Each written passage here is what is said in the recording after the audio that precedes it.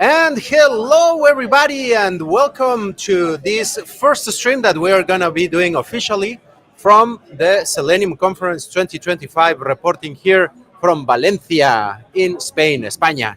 So, on this first interview, we have our first victim or interviewee of the day. But first, I want to introduce to you our co-host that is gonna help me today to torture, not so much, our victim. Joaquin, welcome. Hello, good morning. Hello, Titus. How are you?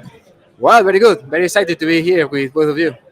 Okay. So, what's the deal with you, Joaquin? Why are you right now at the stream sharing with us? Well, as people know, okay, in this conference we are working together, Leandro and Q Evolution, and I'm one of the parts of this initiative, and yeah, let's see. So, Joaquin, welcome and thank you for coming to help me today to torture our guest, victim of honor today, Titus Fortner. Titus, welcome. How are you? I'm doing well, thank you. You look a little bit nervous Oh, already after well, that. no, I'm good. Okay, you're feeling. I'm just a little. Well, I mean, I taught the Selenium workshop yesterday, so I kind of and the way I do workshops is mostly I talk for 8 hours. You're and, used to the attention, and so like my voice is a little, and then I'm like, yeah. So anyway, we're gonna do today the radio voice. hello. We are en Radio Selenium, reportando desde España.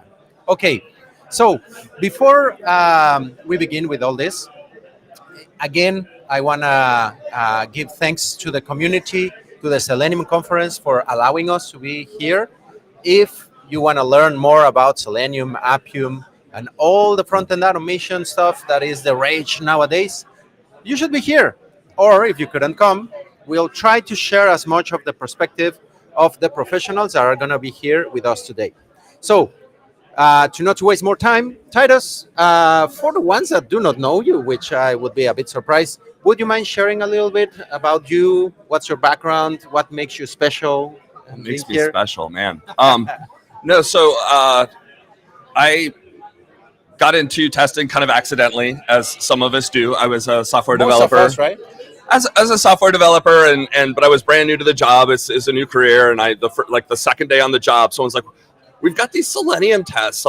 Could someone figure out what these are and how to work with them?" And I'm like, Sure, I'll be walking I'll by do and, it. Yeah, I'm like, okay. I haven't been assigned anything yet. Sure, I'll do it. And then I dove into them, and they were the Selenium IDE tests that were really bad. And I'm looking online. I'm like, oh, we need to change this to RC. And like, oh, WebDriver 2 just came out, and so now I've got to figure out how to do all of this in WebDriver. And then it was just 5 different SDET jobs in short succession before Sauce Labs brought me on board to do customer work as a solutions architect, and I've been there for 8 years now in a combination of customer-facing roles and giving talks and doing workshops and doing training and helping people and looking at their code. And then as part of this whole journey, I got into the open source community and took over the Watir project, which is web application testing in Ruby.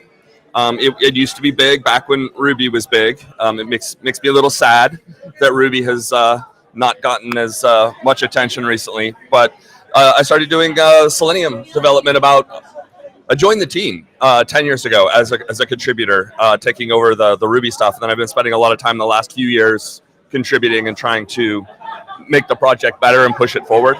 When you were sharing, what drove you to start contributing, to become part of officially, you have your hands on Selenium, so yeah, no. What made you? It was a bug. It was a bug. There was some problem with how Windows were being switched in Watir, and I went in, figured out why it was happening, and it turned out it wasn't a problem with Watir. It was a problem with Selenium, and so then I jump into the Selenium code and I fix it in Selenium code, and then it was like, oh, this is kind of fun, and like, hey, these people seem kind of interesting, and so it was a very welcoming community, the developers, and so it was easy to jump in and start doing work, and it's been very, very rewarding the last few years. So 10 years. 10 years this May. What would you say around these 10 years has been the most interesting, challenging, or outstanding situation as a contributor?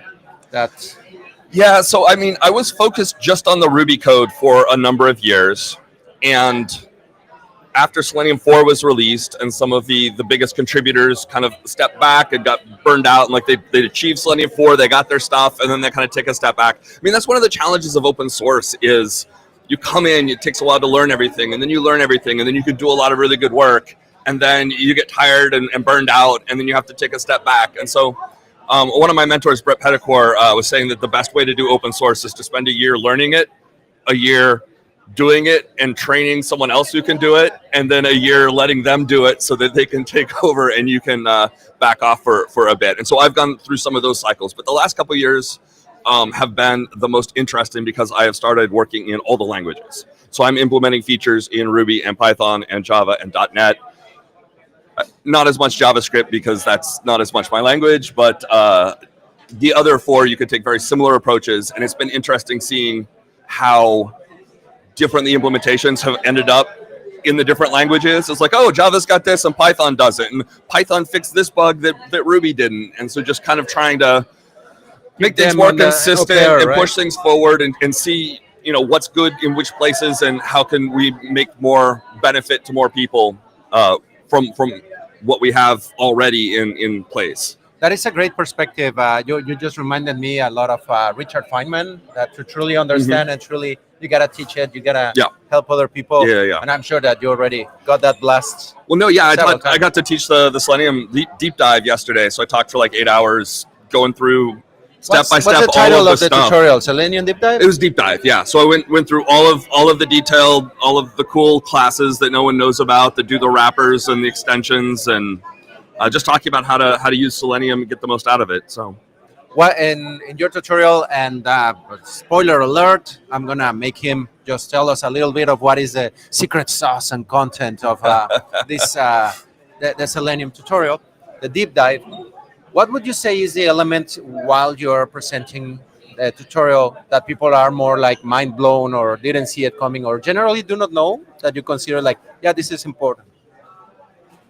Probably the most interesting trick that a lot of people don't think about when actually using Selenium. So this is so much what's the Selenium code, but you see a lot of people checking elements to see if they're displayed before clicking on them. And I'm just like, just click them. Because if it's not displayed, it'll tell you. And if it is displayed, you don't have to waste an extra click. And the way most people's code is, it ends up in these weird loops where locate is displayed, is enabled, or locate is displayed, locate is displayed, is enabled, locate is displayed, locate, click kind of things. And you end up abstracting that out and gets into weird loops. And I'll see customers that I'm working with, are like, why are my tests so slow? And you look and you're like, because you're doing 20 actions when you only need 2. And it's just like, just take the actions. If there's a problem, Selenium will let you know. And just that makes those executions where you are like hours. I've seen organizations waiting hours, even stopping the pipeline because of some of those situations where just straight to the point. And as you were saying, from my perspective, if it's not appearing yet and the script is not finding it, you have a performance issue. Sorry, but no, but it's also, I mean, and this is one of the things, though, I feel like we do get a little too focused on some of this. So the customers are constantly asking me, how do I make my tests faster? And I've started coming to the realization that that's the wrong question to ask, because your test suite hasn't finished running until you've evaluated all the failures. And most people's test suites never finish because they have more errors than they can look at. And so I think we've been spending a lot of time trying to optimize the wrong thing. And we need to be taking a look at how can we make getting information about the results and how to take action on those results faster, rather than how do we execute things faster. If I can reduce your execution time of your whole test suite from 9 hours to 6 hours, but then you spend 3 days looking at the failures and figuring out if there's any problems, I haven't done anything for you.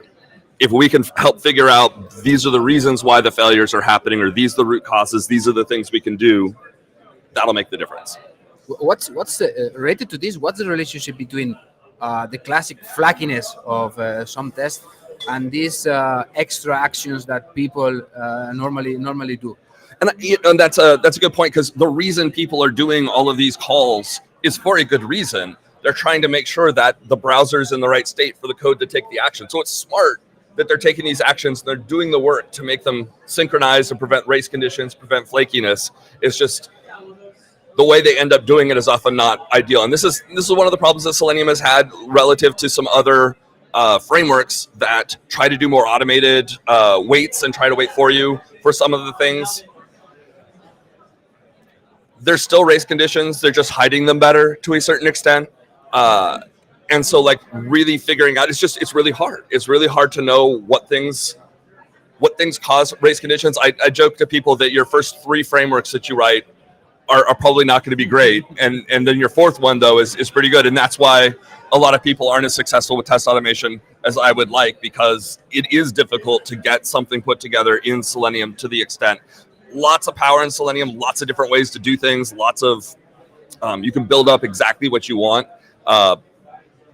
But understanding all the details and the trade-offs and where things should go is not as easy as would be nice. It would be nice if Selenium as a project were able to provide more immediately useful tools for people to just jump in and start doing things. Yeah, on that sense, when you were mentioning earlier as well, some of the questions from the customers, you got me thinking, how can I make my automations faster so that and many times they are just like looking at avoiding this stop or making this flow easier, or as you were saying, removing that check. How about the engineer your system to be testable in a fast way? Because it's not only about the automation. You also have to think about the system, right? Right. Absolutely. And this is, like the trends in the industry. Where are we going? We've seen a bunch of different directions. We're seeing people outsourcing their QA and then unoutsourcing their QA. And now QA is not a separate thing. It needs to be integrated with the development team. And then it's not enough just to be integrated. The developers need to do it. And developers are looking at testing and being like, I don't want to do this. I want to make the next feature. So this is too hard. So figuring out who's responsible for doing which things and the extent to which, and are we overcorrecting and doing too little testing? I think so. I think we're going to see that failures like some of the big things that have come out in the news in the last year, we're going to see more of those because we're not focused enough. We don't have someone in a role at the company who is in charge of quality. When you make all of the devs in charge of their own quality, there's no one at the top looking at what are the integrated risks, what are the doomsday scenarios for our company that's going to drop our market share or our bottom line by a third. I think you need those different visions inside of the team that will have the different perspective, because as a developer, you have the nearsightedness situation. What's the name? Miss the forest for the trees, where you are so close to some of the problems that you don't see everything else. But it's also, it's a really good thing that we're holding developers accountable for the code they write. One of my favorite things is like the developers pointing to the testers, be like, "Why did you let this bug get out into production?" And the tester looks back, classic one. Like, why did you write the bug in the first place, right? Because it's like they're the ones that didn't do the thing that they needed to do, but the tendency in the past has been that's someone else's responsibility to check my work. So it's nice that you're being told, no, it's important to check your work, to be responsible for it. But there still needs to be, I think we're losing some of the systemic evaluations and some of the making sure that as a whole, things are working as well. So the companies that I see that seem to be doing the best right now are the ones that have the ability still to manage the overall quality while empowering developers to execute tests as well. Yeah, to own it. I am sure that we are gonna have some comments. There are some developers tuning in on this and like, no, it's not always my fault. Stop blaming me. But I love that when you say backwards testers, don't be angry at developers when they tell you like, hey, you let a bug pass, but you created it. But we are all kind of like fulfilling. But you're on the same team though, right? Like you should be working together on these things. It's everybody's baby. The project that we're working on, everybody's responsible. We want our babies to be pretty there. Sometimes not that much, but the classic thing is, okay, you let this bug pass, okay? You created this bug at the first time, okay? But it's your job to find my bugs. No, it's your job to go this. So now this is a situation where I come and like, whoa, guys, stop fighting. Let's correct the bug. That's the point. Who blame? Who is what? No. It's about the process. It's about making sure that you're working together in a way that the developers have written an application that's easy to be tested. The testers help put together a way to evaluate the work that the developers are doing.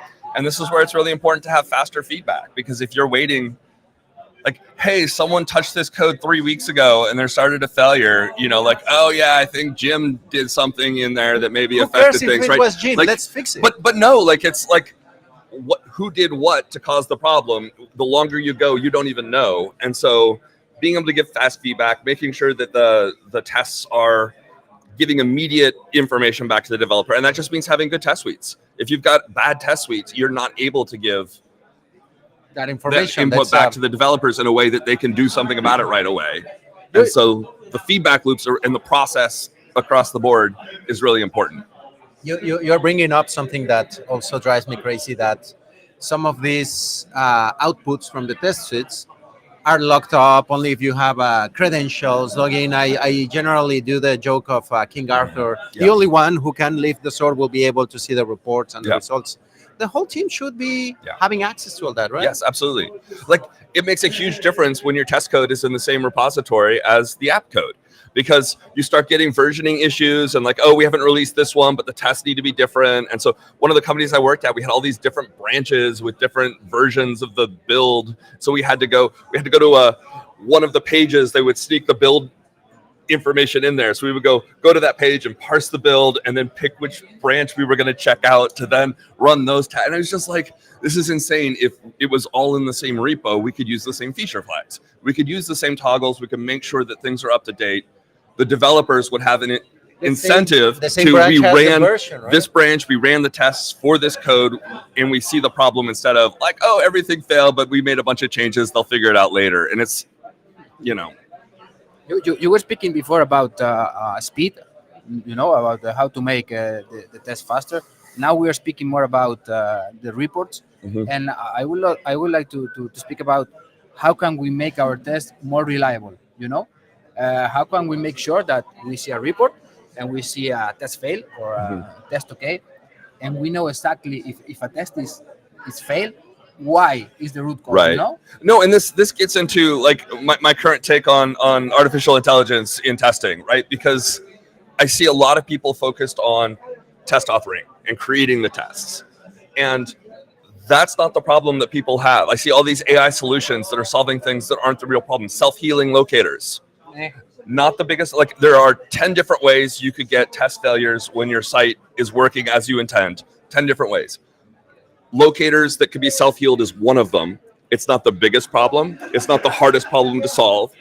And it actually masks other potential huge problems. And so it's like, why are we talking about this? You shouldn't be doing this. It makes the important things harder in a lot of ways. And it's the same kind of thing with test authoring of like, oh, we're going to automatically create the test. I'm like, even if your AI right now can solve 80% of that, the 20% of the hard part is now harder to do because you've let someone else do the first 80%. And the hard part of all of this is maintaining the test. There's a change. We need to fix something. If you're not the one that created it, it's going to be harder to maintain it. And, oh, then we'll let the AI maintain it. And then it's just like, yes, but what's checking to make sure, like, then your AI is just constantly checking everything? Like, where's truth? And we don't have fidelity yet with AI for it to be able to always determine truth. There needs to be a balance. We're not there yet. And so, like, back to your original question, what AI can do really well right now is to help us focus on results. So if get the log files that you just ran, get the stack trace and the error messages, write your tests in a way that it's giving the error message that you need, compare this across test runs, and really see, hey, these are the 3 new tests that just failed. Prioritize those. It looks like maybe the login broke, and so these 50 tests failed this run. Make sure you fix that. And then, hey, here's the manual way to reproduce this test you just ran if you want to review it. Getting that information, again, your test suite hasn't finished running until you've evaluated all the failures. How do we see those failures, understand what's important, and process them faster? That's the feedback loop that you need for writing good tests, for what does your test suite look like? How do you get the information you need from, like, we're not running tests just to run tests. We're running tests to get information about the system. Depending on who you ask about.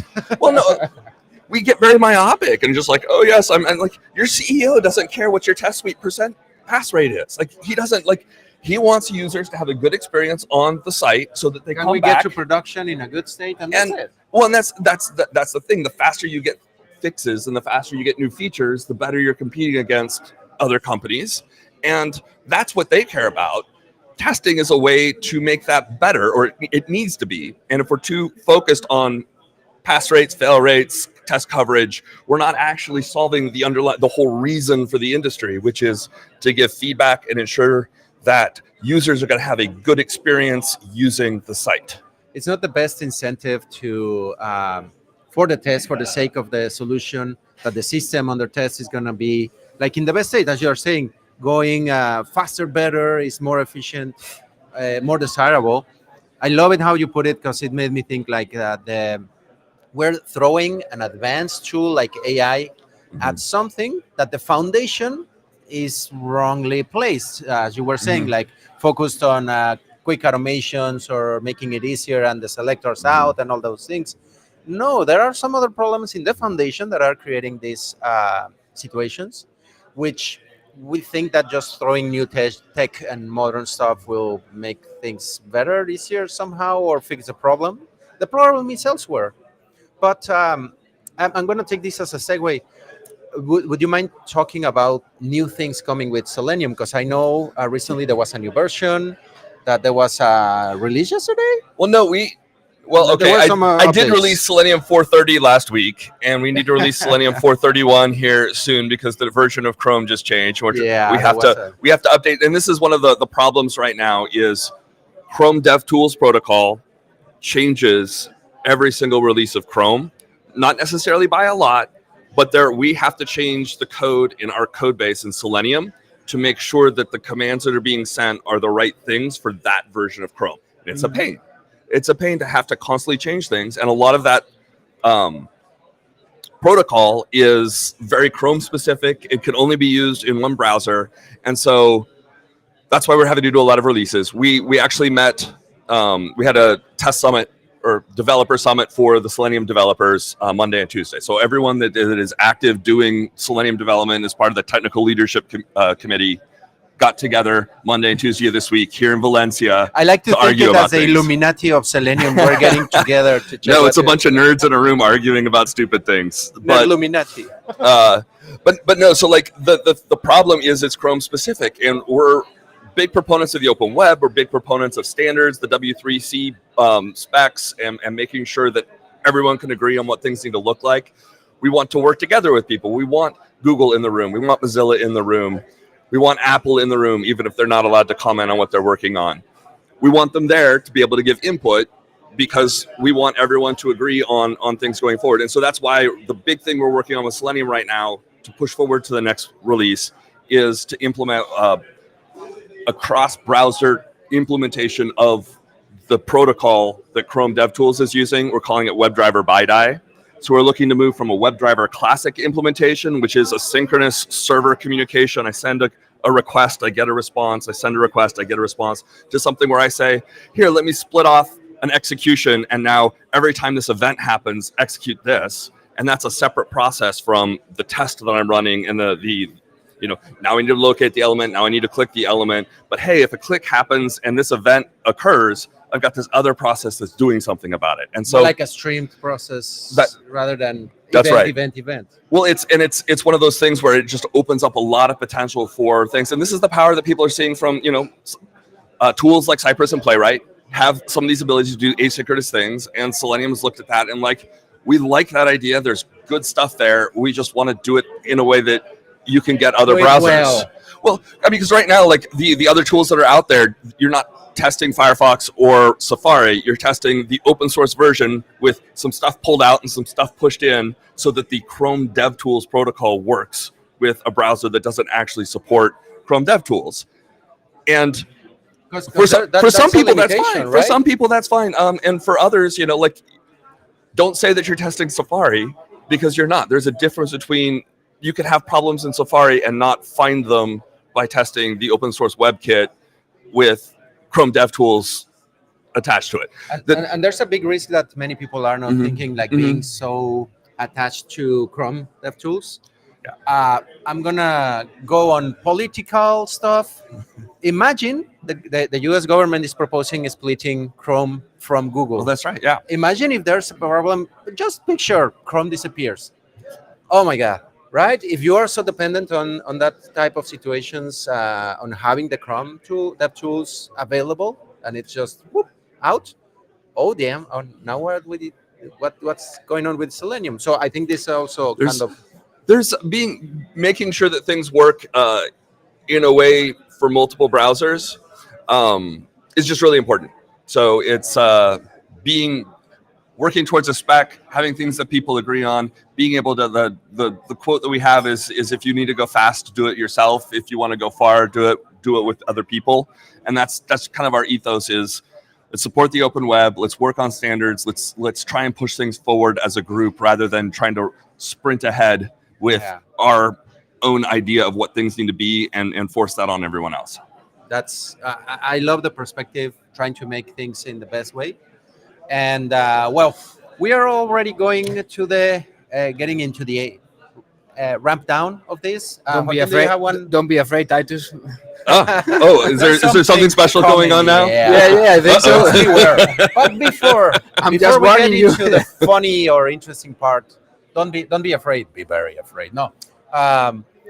First, Titus, where can people follow up with you, get in touch, find out more about what your whereabouts? What are you doing? Great question. So, I mean, I have a website that I wish I were posting more interesting articles to at titusfortner.com. I don't spend as much time on X or Whatever LinkedIn or those as I used to. Right now, probably the easiest way is to go to the Selenium Slack, because I hang out there with the other Selenium developers. Most of us spend time on there answering questions from users or talking about what we're doing next. If you have any interest in working on the Selenium project, Is it open helping with for documentation, yes, it's on our website. If you go to selenium.dev, you click on support. There's a link in that wall of text to join the chat room, and you get an automatic email to join Slack, and you go into the Selenium channel, and you talk to other people and log in and get the opportunity to talk to this awesome guy. It's and everyone else on the project who's pretty awesome. So we've got a lot of really smart people that I get to interact with there and come up with what we need to do next and try and push things forward, because it's really hard for an open project that doesn't have a large corporate sponsor directing everything.